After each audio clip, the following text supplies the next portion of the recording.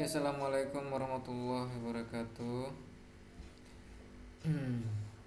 Saya akan mencoba menjelaskan tentang eh, model dan simulasi dari segi aspek statistika dan probabilitas dalam simulasi. Ini pokok bahasan yang kedua dalam simulasi. Ya. Minggu-minggu sebelumnya kita sudah bahas tentang kegunaan kenapa kita belajar simulasi ya.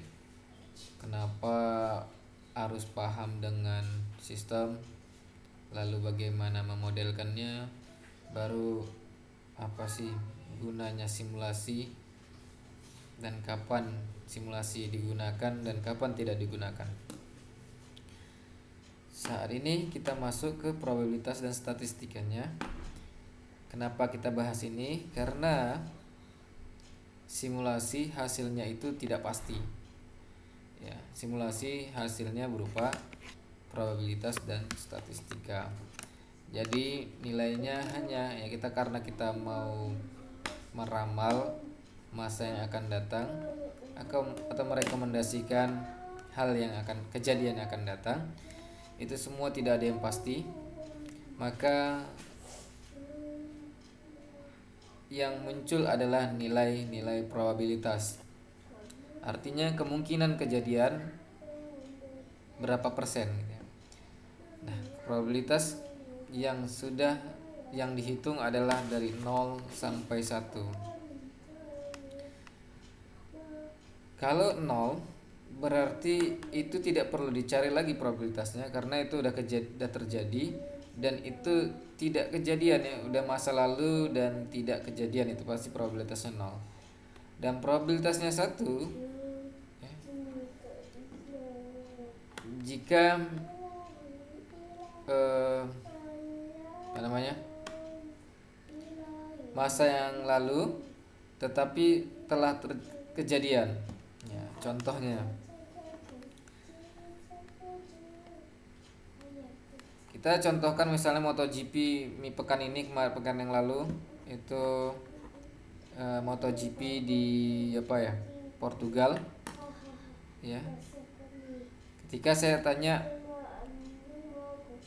berapa probabilitas Valentino Rossi memenangkan pertandingan atau memenangkan balapan, itu langsung kita bisa jawab pasti jawabannya adalah 0 gitu ya.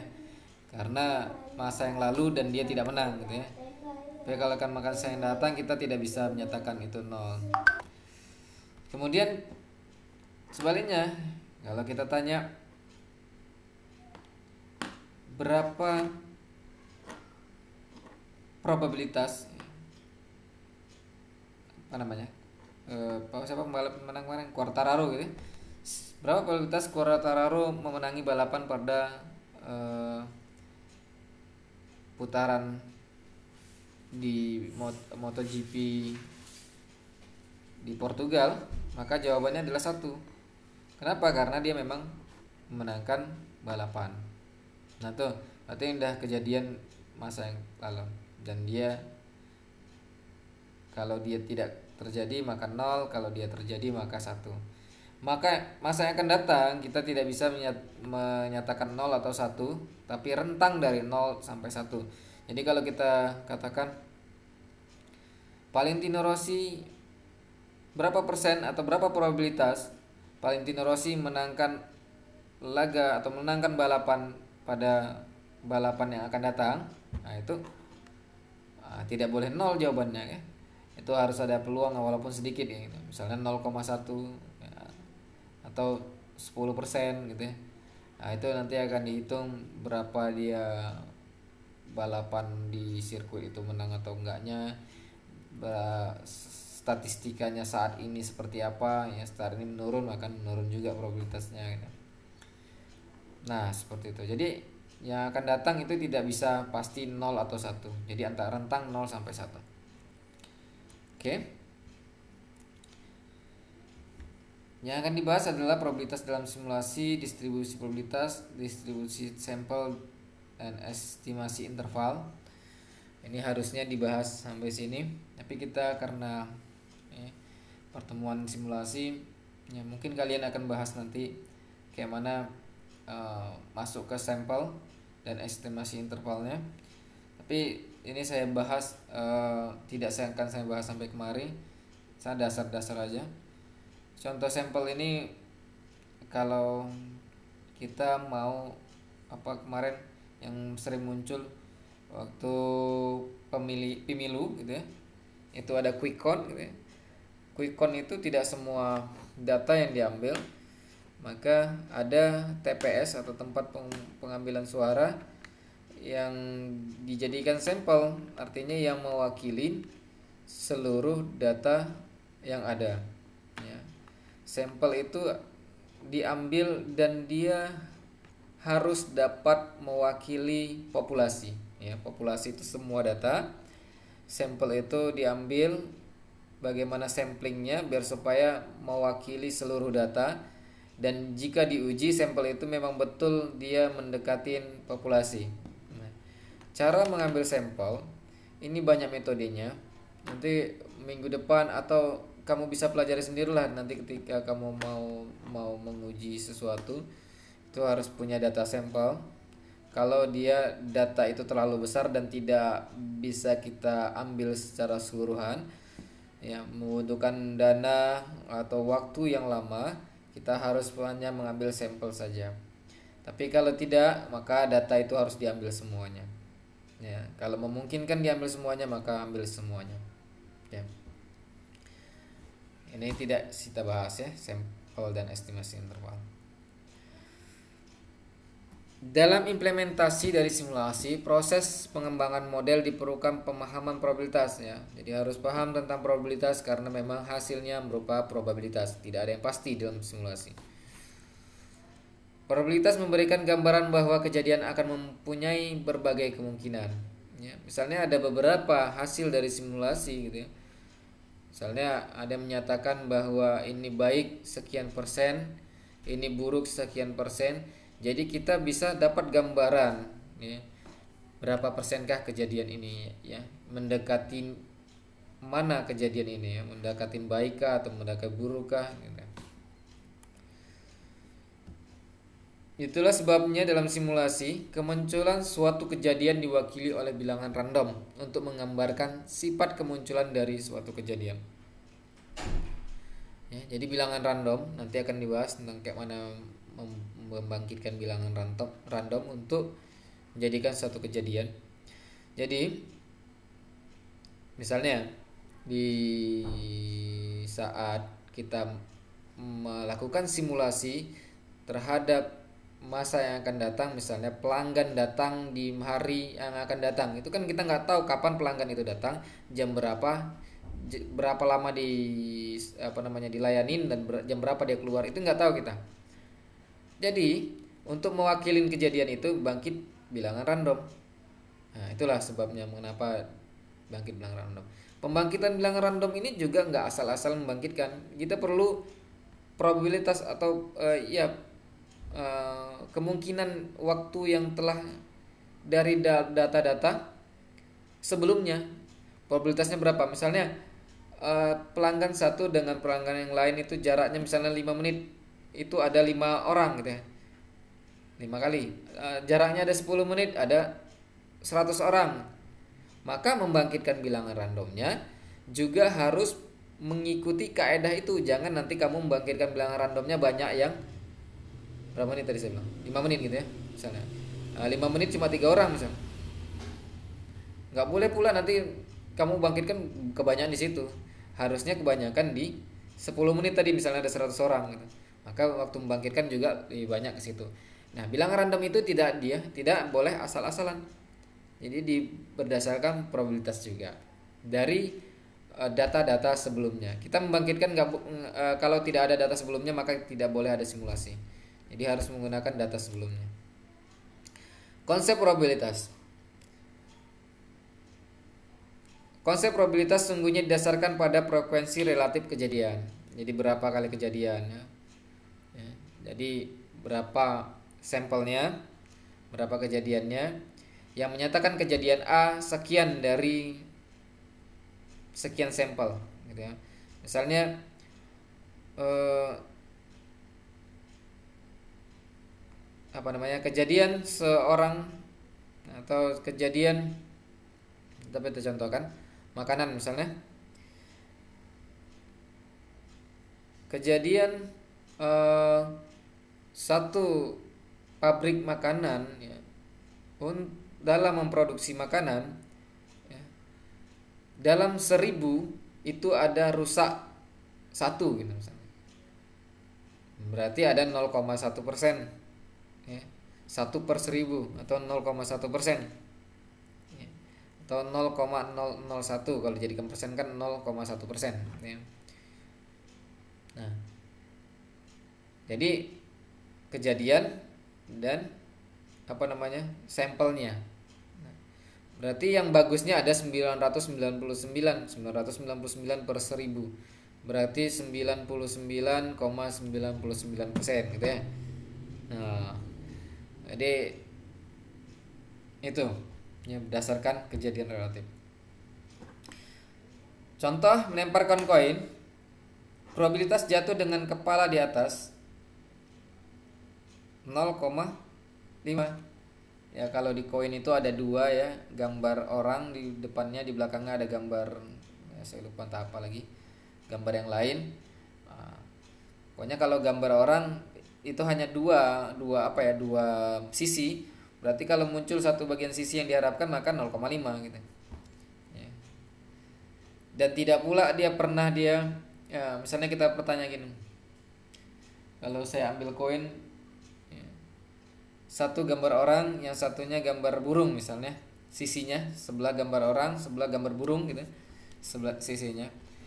Ketika dilempar, berapakah kemungkinan yang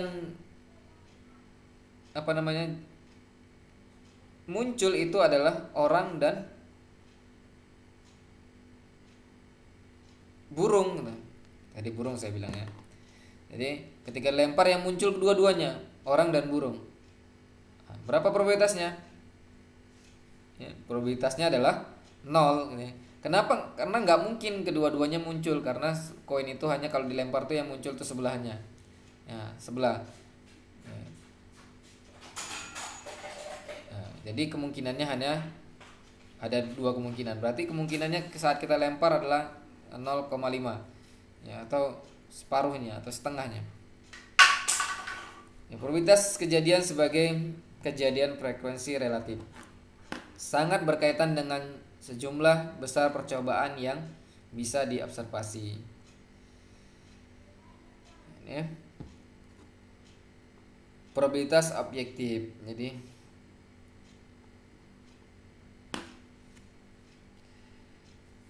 bisa dilihat gitu ya. Bisa dihitung berapa sampel berapa ini. Nanti ada yang probabilitas tidak bisa dihitung ya. Jadi kita mesti menentukan dengan data, dengan sampel, dengan percobaan itu maksud saya. Contoh ini, pelemparan paku pinus di paku payung ya, bahasa Indonesianya sering kita sebut dengan paku payung. Paku payung itu yang di atasnya itu seperti payung ya, di bawahnya paku. Ini biasanya digunakan untuk memaku seng atau benda-benda yang tipis gitu ya, supaya dia, kalau dia paku biasa dia akan lolos ya. Mesti ada ringnya di atas seperti payung biar supaya dia menahan bagian itu. Nah, ini kita anggap dia paku payung. Probabilitas jatuh dengan ujung paku menghadap ke atas berapa? Ya, tentu kalau kita lihat fisiknya, yang ada payungnya itu lebih besar dan lebih berat. Maka kalau kita lemparkan, otomatis yang sering jatuh adalah yang bagian yang lebih beratnya. Ya. Nah, bisa diperkirakan sekitar 0,9. Ya. Atau yang lain juga bisa berpendapat 0,75% atau 75%, 0,75 atau 75% atau 67%, tergantung pengalaman, pemahaman situasi dan intuisi masing-masing. Jadi nggak bisa kita sebutkan dia 0,9, 75% gitu ya. Jadi mesti ada data yang kamu ambil, kamu benar-benar lempar 100 kali berapa yang muncul gitu. Kita nggak bisa karena sisinya tidak pasti satu belahan yang sama gitu ya. Ini harus menggunakan data sampel ini subjektif ya. Kalau tadi objektif udah pasti dia sampelnya, kalau ini mesti kita coba dulu. Probabilitas harus menilai antara 0 sampai 1 tadi dari jelas. Probabilitas dari semua kejadian yang mungkin sama dengan 1. Jadi kalau ada dalam satu kejadian misalnya cuaca atau total lah dari semua kejadian gitu, itu harus bernilai 1 peluangnya. Jadi kalau dijumlahkan lebih dari itu berarti hitungannya salah. Atau dijumlahkan nanti lebih kecil dari 0 itu hitungannya salah karena dia ring dari 0 sampai 1. Jadi nanti yang berkaitan ini misalnya Monte Carlo atau Bayesian atau Bayes gitu ya. Kalau dia hitungan-hitungan probabilitasnya lebih dari 1, ini ada yang kita jumpain deskripsi gitu ya. Sering mahasiswa itu dia pakai Bayes atau Bayesian, tiba-tiba nilai probabilitasnya lebih dari 1, ini otomatis salah, nggak perlu dihitung lagi udah salah gitu ya. Suatu kejadian disebut mutual eksklusif bila mana hanya satu di antara mereka dapat terjadi ya. Kayak tadi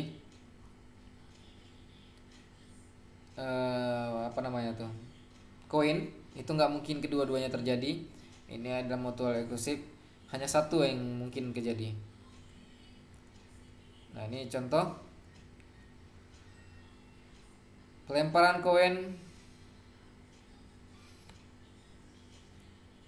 Misalnya kita buat di sini lempar koin, kepala dan sisi yang lain, misalnya ada kepala, kita anggap ini gambar kepala dan di sini gambar sisi yang lain. Kalau kita lempar itu otomatis 0,5 muncul kepala dan 0,5 muncul sisi lain. Kita lempar dadu ya. Kita berharap yang muncul itu adalah angka 1 ya, maka 1/6 karena sampelnya adalah 6 ya. Karena dadu itu ada 6 ya, 6 mata kalau kamu lempar okay. Kalau kita anggap yang muncul itu 1 dan 2, itu tidak mungkin kalau 1 dadu ya, tidak mungkin karena dia hanya mungkin terjadi satu bagian saja, mutual eksklusif tadi. Nah kalau ada dua dadu atau yang ini, berapa peluang yang muncul ketika dilempar dadu yang muncul adalah 3 dan 6. 3 dan 6 ya. Peluangnya berapa? Peluangnya adalah 0. Ya nggak mungkin 3 dan 6 muncul bersama-sama. Tapi kalau kita bikin dilempar dadu ada yang muncul adalah 3 atau 6, maka peluang adalah 2/6. Karena dia peluang 3 muncul adalah 1/6, peluang 6 muncul adalah 1/6. Tambah keduanya, 1/6 ditambah 1/6 maka 2/6. Nah itu. Satu contoh. Ada lagi satu kejadian yang bebas. Misalnya kita ambil satu bridge gitu ya. Berapa kemungkinan muncul merah saat kamu ambil gitu ya? Kartu yang berwarna merah itu otomatis karena kartu bridge itu, kartu joker ya, itu otomatis dibagi 2, merah dengan hitam, berarti 0,5 ambil. Nah, kalau pertanyaannya misalnya berapa peluang atau probabilitas saat diambil itu dia adalah bentuk love, maka dia 1/4 ya. Karena ada 13 dari berapa itu adalah love gitu ya. Nah, itu contohnya. Oke, selanjutnya. Nah, ini juga tergantung apanya ya. datanya nanti. Nah, ini kita harus melihat datanya. Bila A dan B adalah dua kejadian yang mutual eksklusif, tentukan maka P atau A sama dengan PA tambah PB, peluang A tambah peluang B. Jadi ini kalau ada kejadian yang dia tidak bersyarat, ya bebas gitu ya, maka dia tambah saja ya, kayak tadi ya, yang muncul adalah 3 dan 6 gitu ya, atau ya 3 atau 6, maka tambah. Nah, ini contoh. Nah, ini contoh juga kepala atau sisi. Kalau atau maka dia kepala tambah sisi 0,5 tambah 0,5. Kalau dan nggak ada ya, kalau dan nggak ada, karena dia tidak mungkin muncul kedua-duanya. 1 atau 5, ini peluang P1 1/6 tambah ini sama tadi. Peluang emas atau perak, peluang emas tambah peluang perak. Ya, 1/3 tambah 1/3. Nah, ini kalau satu saja ya, satu orang saja. Dia peluang mendapatkan emasnya 1/3 tambah 1/3 sama dengan 2/3. Dia ini kalau atau.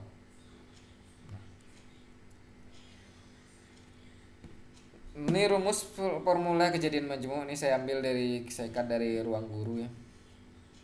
Kejadian sembarang, misalnya PA atau peluang A atau B sama dengan peluang A tambah peluang B dikurang peluang A dan peluang B ya, peluang A dan B ya. Komplement suatu kejadian adalah peluang A komplement sama dengan 1 kurang peluang A. Jadi kalau di misalnya peluang saya menjuarain kompetisi adalah 0,6, maka peluang saya tidak menjuarain adalah 0,4. 1 kurang 0,6 berarti 0,4 atau 40%. Ini kejadian saling lepas tambah 5. Yang ini saling bebas kali, artinya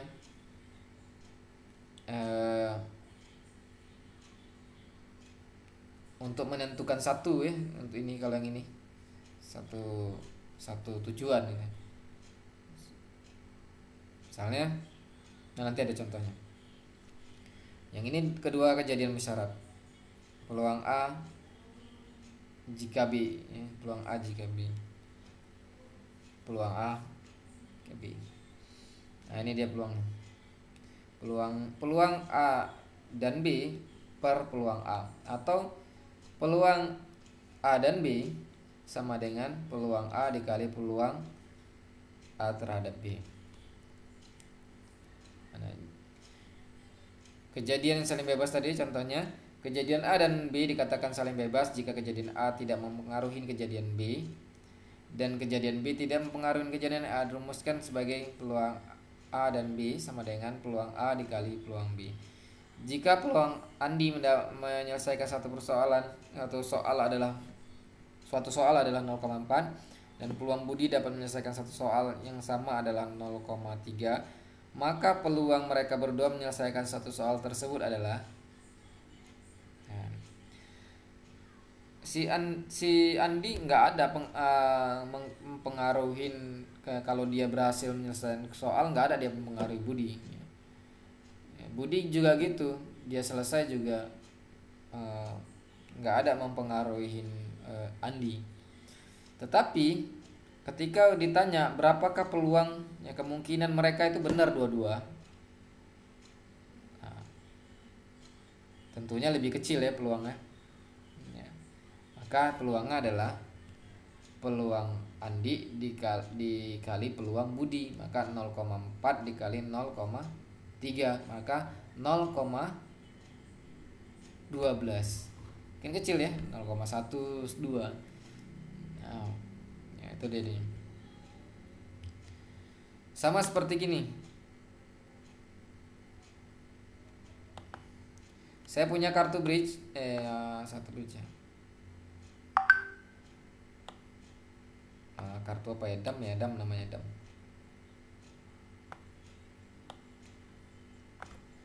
Atau kartu bridge saja, kartu bridge. Saya punya kartu as ya. Jadi wajib apa namanya, love gitu ya. Yang satu lagi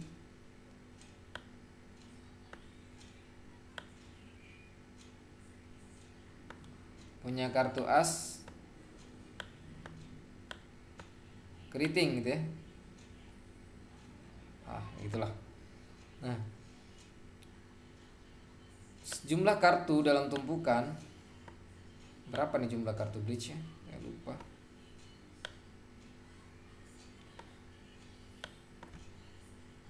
Kita anggap 13 1 sampai 10 J queen king 13. Kalau ada 4 mata maka dia berarti apa nih? 52 ya. Ya, 52 kartu. Ini tumpukannya ada 52 kartu.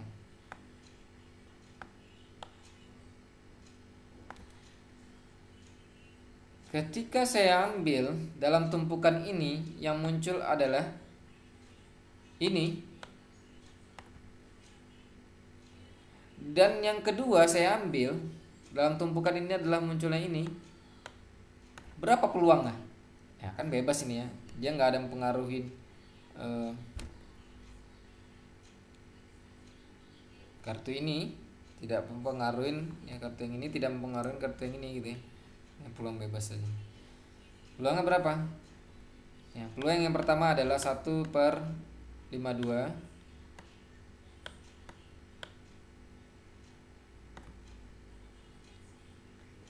Peluang yang kedua adalah 1/5.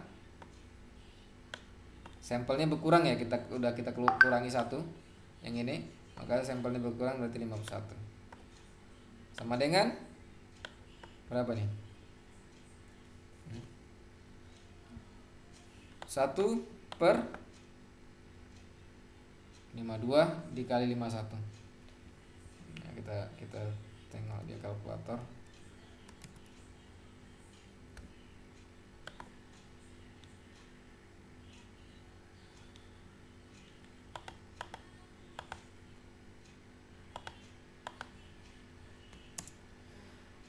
Dua 2.652. 2.500 lupa saya 652.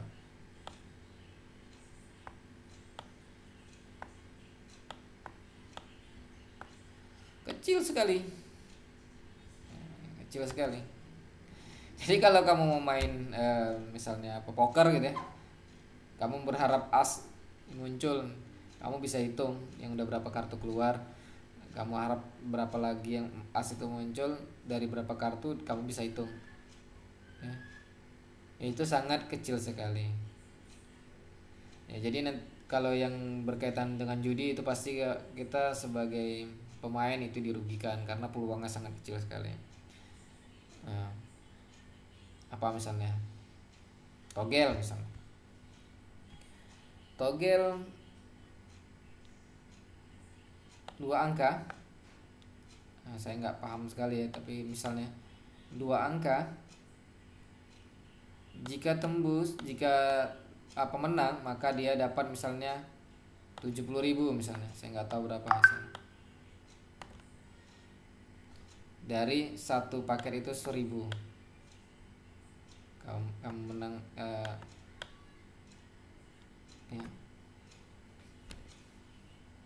2 angka. Sedangkan peluang 2 angka misalnya kita ambil nilainya, peluang ini adalah 01, ini 2 angka ya, 01 sampai 99. Salah, 00 ya. 00 ada enggak tahu saya, sampai 99. Berarti sampelnya ada 100. Kamu ambil misalnya yang kamu pasang adalah 57 misalnya. Satu nilai ini. Peluang ini adalah 1/100. Yang kamu pasang adalah 1000. Ya. Yang kamu pasang adalah 1000. Nah, 1/100. Peluangnya sangat kecil kali, 1/100. Ya kalau 3 angka lagi 1/1000. Kalau 4 angka berarti 1/10.000. Ya. 1/10.000. Jadi makin kecil makin lama. Nah, ini contohnya gini aja. Kemungkinan kamu masang 100 kali baru tembus dia sekali. Ya karena kemungkinan kita coba semua. Ya, kemungkinannya itu akan, ya kamu pasang lah dari 00 sampai 99 itu pasti ada yang muncul. Ya.